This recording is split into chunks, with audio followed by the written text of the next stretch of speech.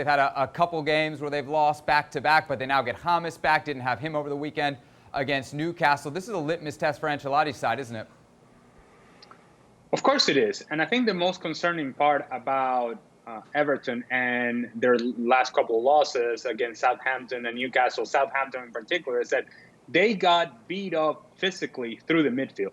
So when Everton was doing very well in the beginning of the year, everybody was talking about Allen and Sigurdsson and Doucouré and how they work so well together. Well, through the midfield, they got destroyed against Southampton. It wasn't much better against Newcastle. And so you have to find, if you're Everton, some physicality, some toughness through that midfield and establish yourself against what it tends to be a fragile mentally team in Manchester United. So test Manchester United physically, compete, 50-50 challenges, win some of those balls, win second balls, establish yourself as a superior team, and then you can allow James Rodriguez to play. But if you don't win that through the midfield, then you're going to have some difficulties. I look at Everton, and it's a team that is teetering.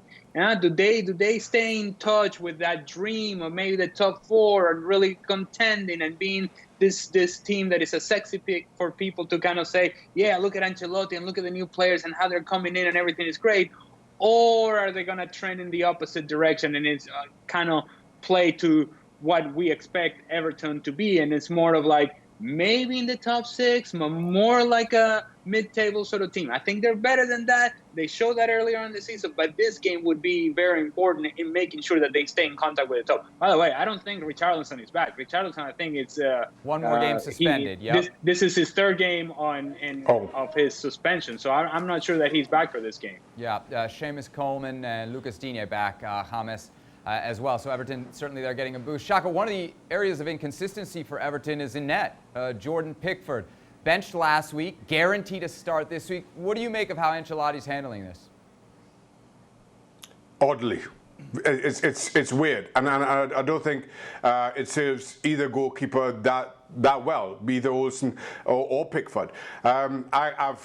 I've long felt that managers need to establish who their number one is and let that player go out and play their game, their natural game, without that kind of a threat. Now, if you have concerns around Pickford, then you go with Olsen and say he's my number one for the foreseeable future. But this kind of chopping and changing, and I'm going to give you a rest this week, and you'll be back next week. I don't think it serves Pickford any good. Maybe it's a benefit to Olsen, given the fact that he hadn't been playing, so he gets some good minutes, league minutes under his belt. But otherwise, I feel long term it's more damaging to Pickford than doing any good. Stevie, manager's perspective Shaka. here. Hold on a second. Shaka, don't you think there's a bit of psychology going on here? Because, you know, the fact that he says to Pickford, look, you're definitely playing next week, but you don't want to be playing today. You know, all that's going to do is he's telling Pickford he's playing next week in the big game, but he's making him think. It's a quiet little kick up the backside just to get him on his toes without actually just cutting his legs off and not playing him. I think it's a smart move. I think it's a really smart move. It's absolutely a coach doing a psychological job on somebody who he just wants to remind that, you know, you need to get back to your best.